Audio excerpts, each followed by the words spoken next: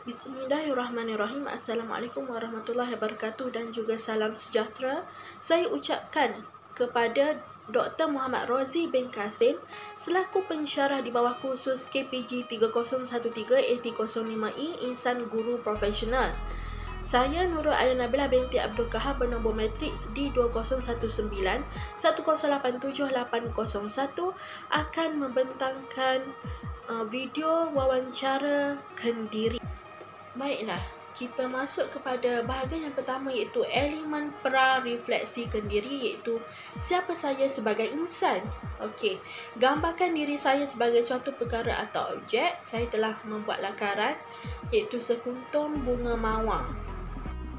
Kepribadian saya berdasarkan lakaran sekuntum bunga mawar tersebut menunjukkan saya seorang yang sentiasa cuba untuk terus kelihatan kuat dan tabah dalam apa jua ujian dan dugaan. Saya suka berahsia dan juga memendam perasaan jika menghadapi sebarang masalah dan tidak akan sesekali berputus asa dalam segala hal. Saya seorang yang agak sensitif. Lakaran kelopak bunga mawar yang tertutup itu juga menunjukkan saya seorang yang agak pemalu. Okey, dengan orang yang baru saya kenali. Bunga mawar mempunyai pelbagai jenis warna seperti merah, putih, ungu, kuning, merah jambu dan sebagainya. Oleh hal yang demikian, variasi warna-warni ini menggambarkan saya seorang yang ceria, periang dan mudah berubah ikut kepada situasi yang dihadapi.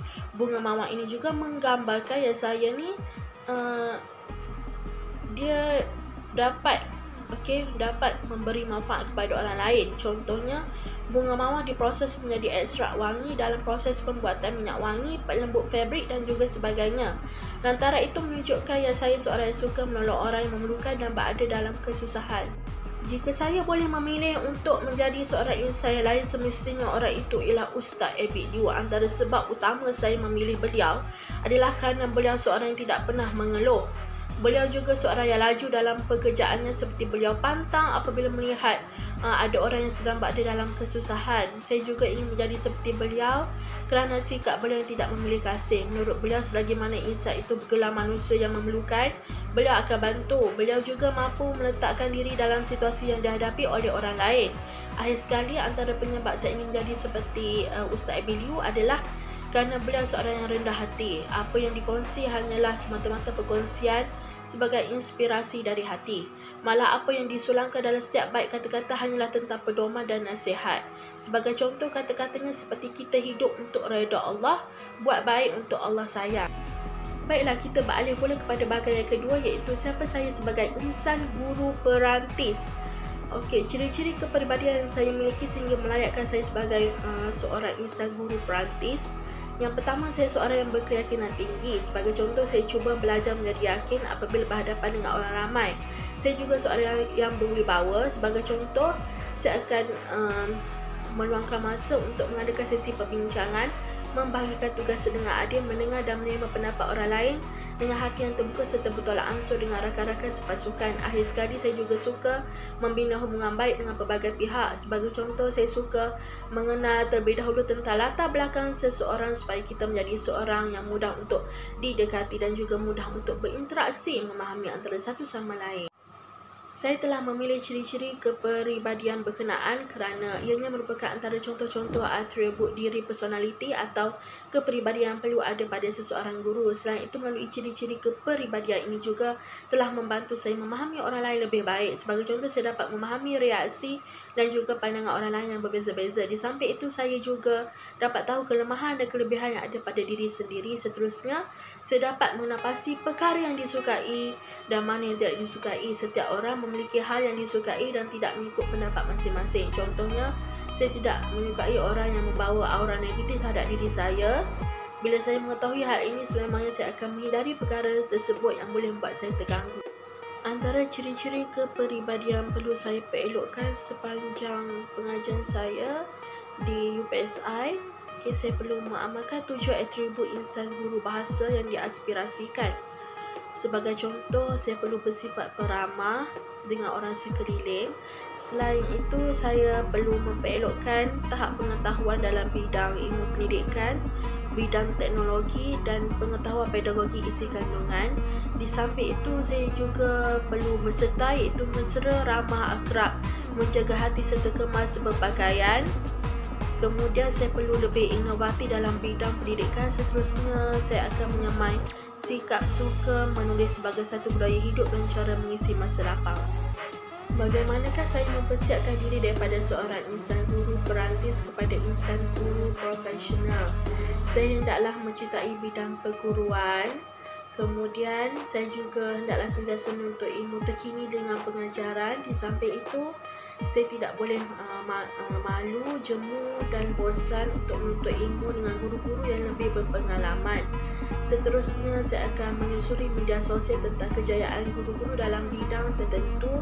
Tambahan lagi, saya juga perlu membekalkan diri dengan semangat juang yang tinggi, tidak mudah berputus asa, berani, bersemangat, sentiasa menanam dalam jiwa untuk terus menghormati dan merealisasikan profesion perguruan. Saya juga akan melaksanakan amanah dengan penuh dedikasi dan iltizam yang tinggi.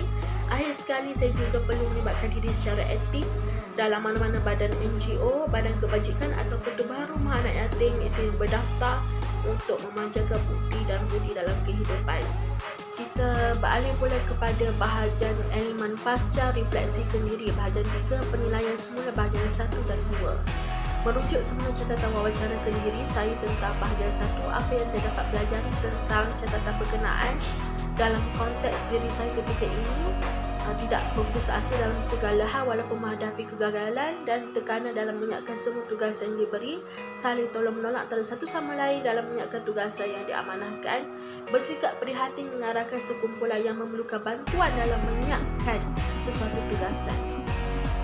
Merujuk semula catatan wawancara kendiri saya tentang bahagian 2, apa yang saya dapat pelajari tentang catatan berkenaan dalam konteks diri saya ketika ini. Saya perlu memperelokkan personaliti saya dengan mengubah dan mengisi personaliti saya yang merangkumi sensitiviti, kesungguhan dan juga perasaan penuh tanggungjawab. Kesungguhan mengajar saya untuk sentiasa bersungguh-sungguh dalam melakukan suatu tugasan dan mencapai cita-cita yang diinginkan walaupun cabaran pahit yang perlu dilalui terlebih dahulu sebelum mencapai kemanisan di akhirnya.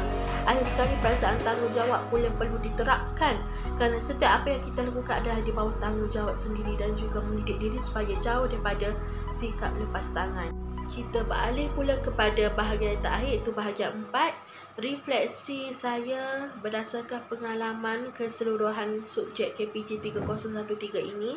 Apakah perubahan kepribadian yang saya sedari tentang diri sendiri sebagai insan guru perantis? Saya menjadi seorang yang lebih berkeyakinan tinggi. Sebagai contoh, saya cuba belajar menjadi yakin apabila berhadapan dengan rakan-rakan.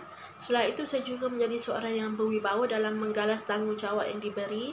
Akhir sekali, saya juga mula ingin menyesuaikan diri dengan persekitaran yang baharu, itu menjadi mudah bergaul dan beramah mesra dengan pelbagai pihak. Mengapakah perkara tersebut berlaku?